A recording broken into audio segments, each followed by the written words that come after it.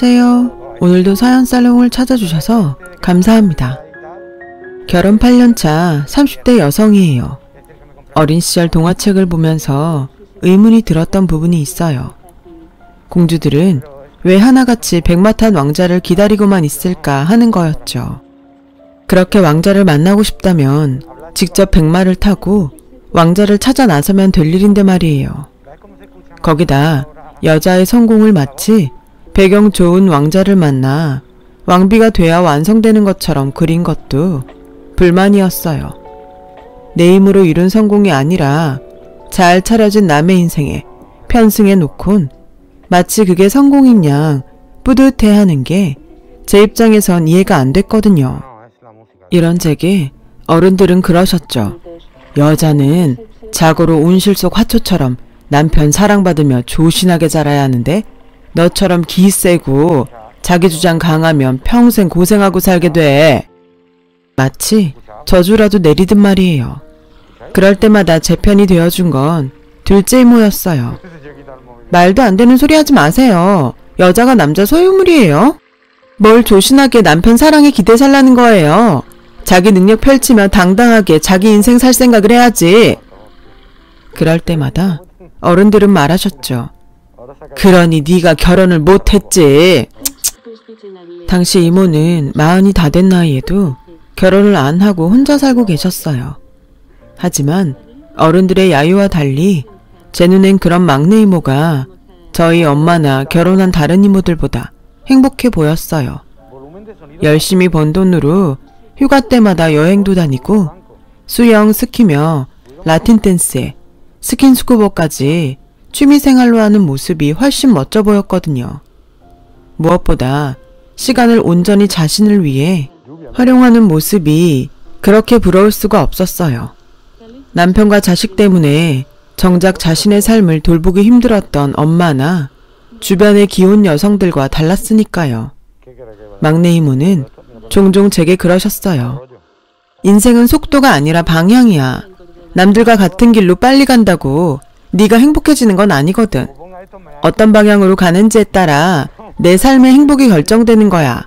그러니까 남들처럼 사는데 급급하지 말고 네가 어떤 방식으로 살 건지 진지하게 생각해보고 살아. 이모의 그 말은 중학생이던 제 인생에 큰 영향을 주었어요. 안 그래도 남들과 다른 길을 가는 걸 실패자나 패배자가 되는 것처럼 치부해서 원치 않음에도 남들과 같은 길로 가길 강요받는 게 불편했거든요. 그러던 차에 내 생각을 지지해주는 아군을 만난 것 같아서 든든했어요. 물론 저희 엄마는 제가 이모처럼 될까봐 걱정하셨지만요. 그날 이후 저는 제 인생을 나답게 사는 게 뭔지 고민하며 살게 됐어요. 남들이 한다고 해서 무작정 따라할 게 아니라 내 성향에 맞는지 그걸 해서 내가 정말 행복할지를 먼저 생각하고 행동하게 되었죠. 그런 상황이 반복되다 보니 어느새 대학생이 될 무렵부터는 어느 정도 제 인생에 대한 방향이 잡혀갔고 약간의 확신도 생겼던 것 같아요. 그리고 그 무렵 한 남자를 알게 됐죠. 지금의 제 남편 말이에요. 같은 과 동기였던 그는 저와는 달리 부드러운 사람이었지만 내심 자신만의 스타일이 확고한 사람이었어요. 다만 성격이 강하지 않아서 겉으로 잘 드러나지 않을 뿐이었죠. 제가 보기에 남편은 온화한 성격 탓에 자신보다 타인의 감정을 먼저 배려해주느라 주변 사람들한테 상처받는 것 같았어요. 사람들은 되게 배려심 많은 사람한테 막대하는 경향이 있잖아요. 착하고 거절 잘 못하면 호구로 보고 이용하려는 나쁜 습관이요. 반면 저처럼 성격도 강하고 섣불리 건드렸다간 뼈도 못 추릴 것 같은 사람한테는 뒤에서 욕을 할지언정 앞에서는 함부로 못하고요. 그런 면에서 남편은 피해자였어요. 공동과제를 할 때도 팀원들은 늘상 남편한테 힘들고 시간 많이 잡아먹는 일과 자기들 몫까지 시키곤 했어요. 저라면 참지 않고 균등하게 과제를 배분하자고 따질 텐데 남편은 알고도 묵묵히 받아들이더군요. 그 모습이 딱하기도 하고 한심하기도 해서 하루는 남편한테 따져 물었어요. 공동과제라 조원이 모두 같은 점수를 받는데 왜 네가 다른 사람들 몫까지 떠맡아서 하니? 억울하지도 않아? 애들이 그러자고 해도 싫다고 해야지. 넌 입도 없냐? 왜 싫다고 말을 못해? 자기 일을 떠넘기는 애들도 나쁘지만 매번 이런 상황을 받아들이는 너도 잘못이야. 그러니 애들이 너를 호구로 알고 더 부려먹는 거 아니냐고. 나도 모르게 화를 내버렸지 뭐예요. 그러자 남편이 빙그레 웃으며 조용히 제게 그러더라고요. 팀원 5명 중에 알바하는 사람이랑 너랑 나를 제외하고 3명이야. 걔들은 시간이 부족할 것 같아서 가급적 시간이 많은 내가 조금 더 해도 되겠다고 생각했어. 친구끼리 그 정도 처지는 봐줄 수도 있는 거잖아.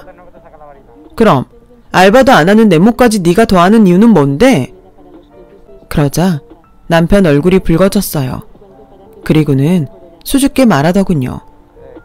그야 네가 힘든 걸 보느니 내가 대신하는 게 마음 편하니까 그렇지. 그게 말이 되냐? 네가 내 부모도 아니고 왜 나 힘든 것까지 따져? 혹시 너 나 좋아하냐?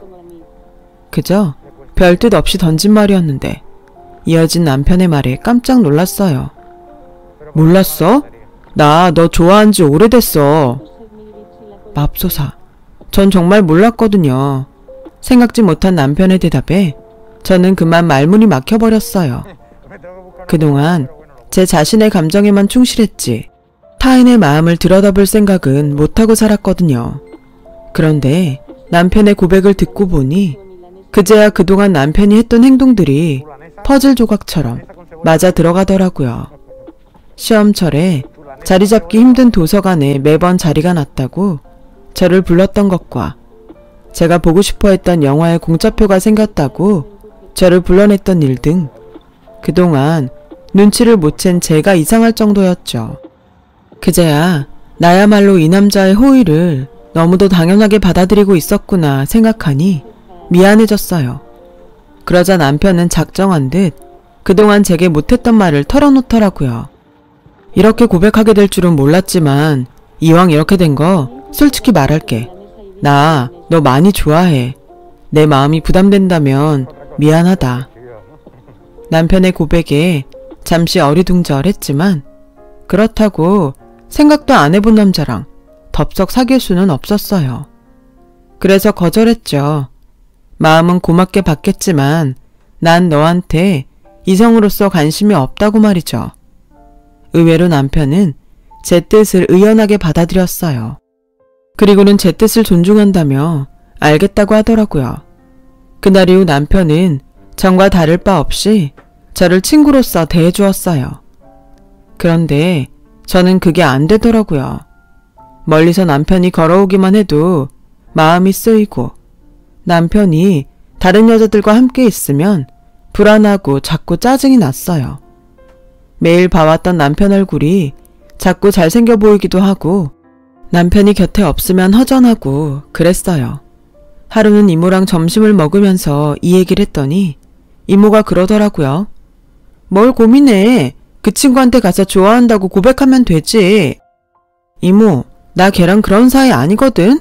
그냥 걔가 나 좋아한다니까 신경이 쓰여서 그런 것뿐이야. 고백? 말도 안 돼. 고백은 무슨. 말은 그렇게 했지만 찔리긴 했어요. 감춰둔 제 마음을 대번에 들킨 것 같아서 쑥스럽기도 했고요. 그런데 겨울방학을 앞둔 어느 날 남편한테 문자가 왔지 뭐예요. 학교 앞 포프집에서 만나자고요. 그래, 한국 사람은 삼세판이지. 한번 거절당했다고 물러나면 쓰나. 이번에 고백받으면 못 이기는 척 그냥 받아줘야겠다. 1월 심산으로 저는 한껏 꾸미고 약속 장소를 향했어요. 그런데 뭐? 군대 영장이 나왔다고? 약속 장소에 가보니 과 동기들이 다 모여있더라고요. 남편이 군입대를 앞두고 동기들을 모두 부른 거였죠. 그것도 모르고 저는 김칫국만 퍼마신 꼴이지 뭐예요. 창피한 마음 반, 서운한 마음 반으로 저는 금방 취해버렸어요. 그리고는 구석에 앉아 괜히 남편을 얄궂게 노려봤어요. 때마침 호프집 안에는 김광석의 이등병의 편지가 흘렀고 그 노래 탓인지 눈물이 뚝뚝 떨어졌죠. 혹여 그 모습을 다른 사람들한테 들킬까봐 서둘러 호프집을 나와버렸어요. 그리고는 간다는 말도 않고 그 길로 집으로 돌아와 버렸어요. 그날 이후 며칠을 침대 위에서 비비적대며 지냈어요. 그렇게 한 일주일이 지났을까요? 남편한테 문자가 왔더라고요. 나 지금 훈련소 들어가. 그동안 네 덕분에 행복했다. 아프지 말고 건강하게 잘 지내. 남편의 문자에 참았던 눈물이 쏟아져 내렸어요. 그리곤 이렇게 떠나보내면 안 될 것 같다는 생각이 들었죠. 그래서 연신 눈물을 닦아내며 단문을 보냈는데 하필 이 꼴이 됐지 뭐예요. 나 사실 말 못했지만 너 정말 야해. 이 말 꼭 하고 싶었어. 이런 네가 싫다 정말. 아, 오타 장렬이었어요. 오타를 발견했을 땐 이미 문자가 전송된 후였고 당연히 남편한테는 답장이 오지 않았어요. 결국 저는 남편이 훈련소에 들어가는 마지막 순간까지 남편 가슴에 못을 박은 셈이었죠.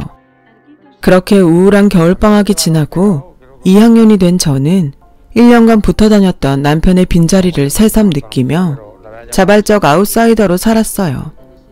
제게 말을 거는 친구도 없고 저 역시 누구에게도 말을 걸지 않았어요. 그렇게 시간은 흘러 4학년이 되었어요. 학점 따랴, 취업을 위해 스펙 쌓으랴, 눈코 뜰 새 없이 바쁜 나날이 이어졌고 그러는 사이 남편은 까맣게 잊었어요. 그러다 대기업 인턴사원 모집 요강을 받으러 과 사무실에 들렀다가 제대한 남편과 만나게 된 거예요. 서로 반가운 표정이었지만 선뜻 먼저 말을 건네지는 못했어요. 아무래도 끝이 좀 그랬으니까요. 그래서 눈인사만 나누고 돌아서려는데 남편이 그러는 거예요. 잘 지냈어? 요즘 취업 때문에 바쁘지? 나 복학했어. 그 말을 듣는데 괜히 화가 나는 거예요. 그래서 나도 모르게 버럭 질렀죠. 그래, 바쁘다. 바빠서 정신이 하나도 없을 정도다. 됐냐? 2년 만에 나타나선 고작 한다는 말이 바쁘냐고? 씩씩대는 저를 보고 남편은 웃었어요. 그리고는 다정한 목소리로 그러더군요. 너 여전한 거 보니 기분 좋다. 어색하면 어쩌나 걱정했는데 진작 연락 못해서 미안해. 미안하다는 말에 그동안 꽁 했던 마음이 사르르 녹아버렸어요. 그래서 점심이나 먹으러 가자고 했죠. 오랜만에 학생 식당에 마주 앉아 밥을 먹으니 2년 전으로 되돌아간 것처럼 그렇게 편할 수가 없었어요. 그동안 늘 혼자 먹던 학식을 둘이 먹으니 엄청 맛있더라고요. 별것도 아닌 2,500원짜리 백반이 말이에요. 그날 남편의 환송식을 했던 호프집에 들러서 우린 묵은 오해를 풀었어요. 그리고 언제 그랬냐는 듯 다시 절친이 되었고 벚꽃이 캠퍼스에 흩날리던 어느 봄날부터 본격적인 CC가 됐어요. 먼저 졸업을 하고 회사에 취직한 저는 대학생 남편과 연애를 이어갔어요.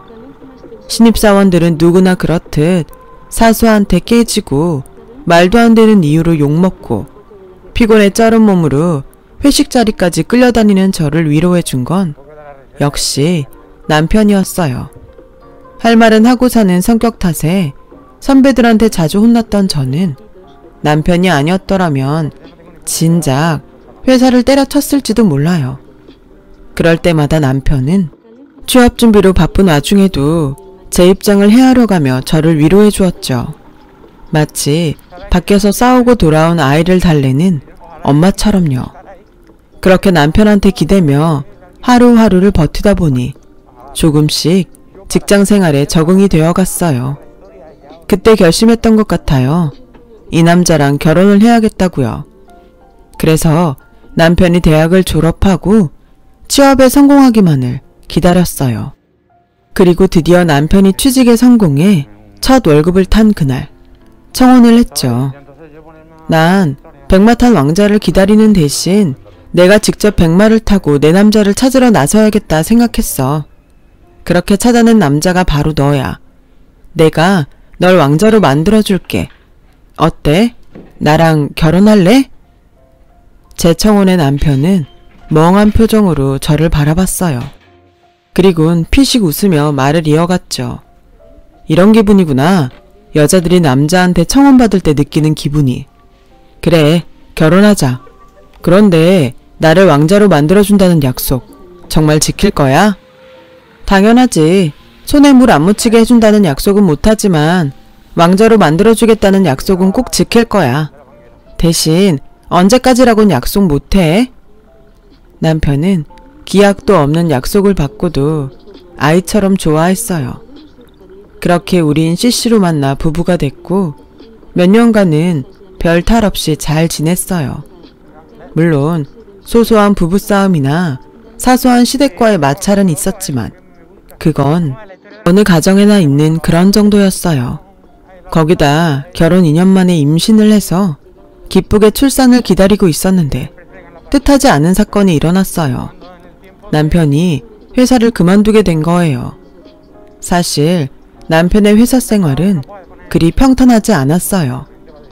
하필 군 시절부터 남편을 괴롭혀왔던 선임을 회사에서 직속 사수로 만나게 되었거든요. 그놈은 여전히 재벌릇 개 못 주고 남편을 괴롭혔고 그로 인해 남편은 입사 초부터 회사 생활을 힘들어했어요. 힘들게 들어간 회사라 어떻게든 버텨보려고 안간힘을 썼지만 사람 피를 말리며 괴롭히는 통에 결국 참다 못한 남편은 이 일로 팀장과 면담을 했는데 그 사실이 선임 귀에 들어가고 만 거예요. 전보다 더 교묘하게 뒤에서 괴롭히는 통에 남편은 몇 달 사이에 몸무게가 10kg도 넘게 빠졌지 뭐예요. 보다 못한 저는 남편한테 이직을 권했지만 태어날 아이를 생각해서라도 모험을 할 수는 없다며 이를 악물고 회사로 향하곤 했어요. 하지만 그게 오히려 독이 된 거예요. 결국 자신의 의지만으로는 감당할 수 없는 지경까지 이르게 된 거죠. 남편을 통해 모든 사실을 알게 된 저는 도저히 참을 수가 없었어요. 그까짓 회사 그만두면 그만이지만 내 남편을 이 지경으로 만든 인간은 절대로 가만둘 수 없겠더라고요. 그래서 단판을 지으려고 전화했더니 이놈이 실실 쪼개면서 사람 속을 긁지 뭐예요. 제 남편이 멍청해서 일을 좀 가르쳐준 것뿐인데 여편네가 집에서 살림이나 할 것이지 남편 직장 상사한테 바락바락 대든다고 말이에요. 그래서 거두절미하고 제 남편한테 사과하라고 했더니 끊어버리더라고요. 어찌나 열이 뻗치던지 참을 수 없어서 반차를 내고 남편 회사로 달려갔어요. 로비에 선임 이름과 직급을 대고 방문 신청을 했더니 글쎄 그놈이 로비에서 기다리라는 거예요. 해서 기다렸는데 퇴근 시간이 지나도록 나오질 않는 거 있죠. 로비에서는 못 들여보내준다지 놈은 코빼기도 안 보이지 하는 수 없이 저는 무거운 몸을 이끌고 집으로 왔어요. 방 안에 틀어박혀 다 죽어가는 남편을 보니 피가 끓어서 못 참겠더라고요. 그래서 그날 밤 남편 사증을 이용해 사내 익명 게시판에 선임에 대한 글과 저와 통화했던 녹취록을 올렸어요. 누가 들어도 선임이 누구인지 알 수 있을 정도로 명확하게 적어서요. 그랬더니 다음날 아침 바로 제게 전화를 했더군요. 업무가 바빠서 약속을 깜빡했다며 게시판 글 좀 내려달라고요. 그래서 게시판에 공개 사과문 올리고 내 남편한테 직접 사과하라고 했어요. 처음엔 사과는 할 테니 공개 사과문은 못 올리겠다고 뻗대다가 제가 소송을 걸겠다고 하니 바로 꼬리를 내리곤 사과문을 올렸더라고요. 그리고 그날 밤 저희 집으로 찾아와선 남편한테 무릎 꿇고 사과했어요. 하지만 그런다고 이미 상처 입은 남편의 마음은 나아지지 않았어요. 휴가가 끝나면 다시 회사에서 그 인간을 봐야 한다는 생각만으로도 발작을 일으킬 정도였죠. 돈도 돈이지만 이러다간 내 남편이 먼저 죽을지 모른다는 생각에 겁이 나더라고요. 그래서 고심 끝에 결단을 내렸어요. 자기야, 난 남들과 똑같이 살 필요는 없다고 생각해. 남자가 돈 벌어서 가족을 부양해야 한다고 누가 그래? 상황에 따라선 남자가 육아랑 살림을 맡고 여자가 돈을 벌어도 되잖아. 그래서 말인데 당신이 육아랑 살림을 좀 맡아주면 안 될까? 출산휴가 끝나면 나도 다시 복직해야 하는데 우리 엄마가 무릎 협착증 때문에 애를 못 봐주신다고 그러네. 어머님은 아가씨네 애 봐주시고 있고 그렇다고 시설에 맡기기에는 아직 너무 어려서 걱정도 되고 말이야. 자기야, 한번 생각 좀 해주라. 처음엔 선뜻 하겠다는 말을 안 턴 남편은 아내 대신 육아를 맡고 있는 남편들이 운영하는 블로그며 카페를 찾아보고는 며칠 뒤에 한번 해보겠다고 하더라고요. 그래서 일단 남편한테 회사에 사직서를 내라고 말했어요. 그리고 한 달 뒤 저는 출산을 했고 남편은 육아와 살림을 도맡아 하게 되었어요. 처음엔 모든 게 서툴던 남편은 꼼꼼한 성격을 10분 발휘해 저보다도 완벽하게 육아와 살림을 해나갔어요. 그리고 3개월 뒤 저는 다시 회사에 복직을 하게 되었죠. 그런데 큰 산을 넘고 드디어 평온을 찾았다 생각할 무렵 생각지도 못했던 일이 터지고 만 거예요. 연락도 없이 우리 집을 찾았던 신우가 남편이 애를 업고 청소기를 돌리는 모습을 보고는 시어머니한테 달려가 고자질을 했던 모양이에요. 거기까지는 참을 수 있어요. 그런데 눈으로 본 상황만 전달한 게 아니라 있지도 않는 말까지 덧붙이는 바람에 시댁에 난리가 났지 뭐예요. 그런데 웃기는 건 신우이한테 그런 얘기를 들었으면 저나 남편한테 확인을 하면 될 일을 생뚱맞게 점집을 찾아가 무당한테 물었다지 뭐예요. 이게 말이나 되는 일인가요? 아무튼 무당 말이 저희 집에 우환이 끼었다고 비방용 부적을 써주더래요. 이런 상황을 몰랐던 우리 부부는 주말에 이불 빨래를 하려고 커버를 벗기다가 제 베개에서 떨어진 부적을 보곤 이게 도대체 어떻게 된 일인가 한 거죠. 며칠 전에 어머님이 낮에 집에 들렀다 가신 일이 생각난 남편이 시댁에 전화를 걸었고 그제야 사건의 전말을 전해 듣게 된 거예요. 그때까지만 해도 우리 부부는 그 일을 그냥 웃고 넘겼는데 다음날 어머님과 시누이가 집으로 왔더라고요. 어머님이 다짜고짜 부적은 어딨냐고 물으시길래 물에 젖어서 버렸다고 했더니 대뜸 제 뺨을 치시지 뭐예요. 순식간에 일어난 일이라 저도 남편도 눈이 동그래지고 말았어요. 엄마, 지금 뭐 하는 거예요? 남편이 화를 내자 시누이가 끼어들어 저 들으란 듯 소리쳤어요. 오빠 모르면 좀 가만히 있어. 엄마가 누구 때문에 이러는데. 그러자 어머님이 저를 노려보며 기어이 네가 사단을 내는구나. 너 그 부적이 어떤 부적인지 아냐? 부당이 그러더라. 네가 하도 기가 세서 내 아들이 하는 일마다 실패하고 시름시름 앓게 된다고. 너 기 안 누르면 내 아들이 죽을지도 모른다는데 그럼 애미가 돼서 손 놓고 가만히 있어야겠냐? 그래, 네 기 좀 누리려고 써온 부적이다. 내 아들 살리려고.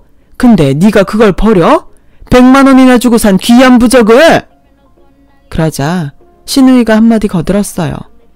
그러게 무당 말대로 집에 들이지 말아야 할 걸 들여서 이 사단이지. 때리는 시어미보다 말리는 시누이가 더 밉다고 시누이 말에 뚜껑이 확 열리더라고요. 그래서 따져 물었어요. 들이지 말아야 할 거요? 지금 저 들으라고 하는 소리예요? 왜요? 내 말이 틀렸어요? 솔직히 우리 오빠 이날 이때까지 수년간 몸무게 변화 없이 살아온 사람인데 언니랑 살고부터 저렇게 살 빠진 거 봐요. 내가 이런 말 안 하게 생겼나? 언니가 오죽 집에서 잡았으면 피골이 상접했겠냐고요. 어디 그뿐인가? 친정에 애 맡기면 될 거를 멀쩡히 회사 다니는 우리 오빠 집에 앉히고 언닌 밖으로 놔두는 거잖아요. 그래놓고 지금 말이 나와요? 길게 말할 거 없다. 네가 버렸으니 당장 가서 네 돈으로 다시 받아와. 하다 지 남편 좀 살려보겠다고 받아온 부적을 쓰레기통에 쳐넣는 년은 처음 본다. 아주 고약한 년 같으니라고? 내 손녀가 너 닮을까봐 걱정이다. 더는 못 참겠다 싶어서 한마디 하려는데 남편이 자리를 박차고 일어나 서랍에서 서류 뭉치를 꺼내 바닥에 던졌어요. 자, 보세요. 제 정신과 진단서예요. 제가 회사를 그만둔 이유가 다 적혀 있으니 똑똑히 보시라고요. 이래도 이 사람 탓을 할 수 있는지. 이 사람 기가 세서 제가 이렇게 망가진 거라고요? 웃기지 말라 그래요. 저요, 이 사람 아니었으면 진작에 죽었을 거예요. 다 죽어가는 사람 살려서 멀쩡하게 만든 사람이 바로 이 사람이라고요. 만삭의 몸으로 남편 괴롭힌 직장 상사한테 찾아가서 사과문 쓰게 한 것도 이 사람이고, 그놈을 내 앞에 무릎 꿇린 사람도 이 사람이고, 회사에서 숨조차 쉴 수 없었던 제게 자기가 벌어서 먹여 살리겠다고 사표 내라고 말해준 사람도 바로 이 사람이라고요. 엄마는 어땠어요? 내가 군대에서 선임한테 괴롭힘 당하고 힘들어할 때 제 정신이 나약해서 그런 거라고 오히려 제 탓으로 돌리셨죠? 정신력만 강하면 뭔들 못 이기겠냐고 다 제 잘못이라고만 했잖아요. 제대하고 반년 동안 내가 집에서 숨어 지낸 거 알면서도 모른 척 했으면서. 하지만 이 사람은 달랐어요. 내 탓이 아니라 날 괴롭힌 선임이 잘못한 거라고. 그러니까 숨지 말고 맞서 싸우자고 내 손을 잡아준 유일한 사람이라고요. 그런 사람한테 엄마가 무슨 자격으로 손찌검을 해요? 엄마가 왜요? 민정이 너도 마찬가지야. 네가 뭔데 내 아내한테 함부로 짓거려? 경고하는데 앞으로 내 아내한테 함부로 굴지 마. 만약 또다시 그러면 내가 절대 용서 안 해. 그게 누구든 간에. 그러니까 두 사람 내 아내한테 사과하세요 당장. 서슬퍼런 남편의 기세에 어머님과 시누이는 꼬리를 팍 내린 채 제게 사과를 했어요. 그리고 그날 이후 시댁 식구 그 누구도 제게 함부로 하는 사람이 없었어요. 그날 태어나서 처음 소리치며 화를 낸 남편은 그날 이후 표정이 확 달라져선 전과 달리 기분이 좋아 보였어요. 늘 참고 속으로만 삭히고 살았는데 그렇게 소리를 지르고 보니 속이 뻥 뚫리는 것 같은 게 다시 태어난 기분이라나요? 남편의 상담 선생님도 남편의 변화를 보고는 무척 반기시며 자주는 아니래도 화가 나면 밖으로 표현을 하는 게 정신건강에 도움이 된다고 하더래요. 그런데 늦바람이 무섭다고 평생 처음 화를 내보고 신이 난 남편은 전과 달리 감정에 솔직해졌어요. 저보다도 더요. 그 바람에 오히려 제가 속에 사리가 생길 판이라니까요. 아, 그리고 남편을 괴롭혔던 선임 말이에요. 제 남편한테 했던 일이 회사에 쫙 퍼지는 바람에 승진도 막히고 회사에서 따돌림까지 당하게 돼서 결국 회사를 나갔다더라고요. 그러게 인생 똑바로 살았어야죠. 다 자업자득이에요. 그리고 제 남편은 꼼꼼한 성격대로 블로그에 딸아이 육아일지와 딸에게 보내는 편지를 올렸다가 출판사 관계자 눈에 띄어서 출판 제의를 받게 되었어요. 덕분에 남편은 작가로서 제2의 인생을 꿈꾸게 되었죠. 결혼 후 지난 4년간 커다란 고비를 2개나 넘은 우리 부부는 전보다 조금 더 단단해진 것 같아요. 시련이 사람을 단단하게 만드나 봐요. 앞으로 살면서 얼마나 큰 시련을 얼마나 더 겪어야 할지는 모르겠지만 지금 같아서는 충분히 이겨낼 수 있을 것 같아요. 아무리 거센 시련이 닥쳐도 내 남편은 내가 지켜줄 자신이 있거든요. 내가 직접 백마 타고 나서서 고른 나만의 왕자님이니까요. 정작 하는 일은 신데렐라급이지만요. 그래도 약속대로 언젠가는 제대로 된 왕자가 될 날도 오겠죠 뭐. 남편은 기대도 안 하지만 말이에요. 지금까지 제 사연을 들어주셔서 감사드립니다. 모든 분들 활기찬 하루 되시고 항상 건강 조심하세요. 여러분, 사연 댓글에 응원과 현명한 조언 부탁드려요. 좋아요와 구독은 저에게 큰 힘이 됩니다. 오늘도 좋은 일 가득하세요.